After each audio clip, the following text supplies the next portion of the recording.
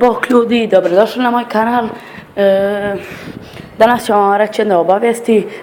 Nećemo snimati cut the rope, nećemo ništa snimati, ovo su samo jedne kratke obavijesti. Želim vam reći da danas nećemo moći snimiti specijal, zato što je kompjuter mi je nešto pokvaren, moramo popraviti monitor. Kad popravimo monitor, odmah ide specijal. I to su te kratke obavijesti, a neće biti ništa ako odigramo samo jednu igru cut the rope. Samo jednu. Ajmo season 1. Ajmo. Cardboard box. Cut the rope. Ajmo. Ući. Evo samo ćemo prvi level. Samo da ne bude glupo, da ne bude jako kratak video.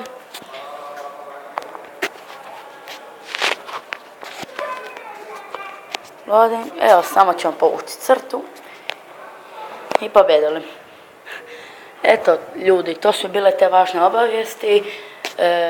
Znači da nemojte se ljuti, danas neće biti specijal, nego će biti za 2-3 dana otprilike. I pozdrav za Adis Gameplay i MC Kregan. Hvala na pažnji i doviđenja do sljedećeg klipa. Bok.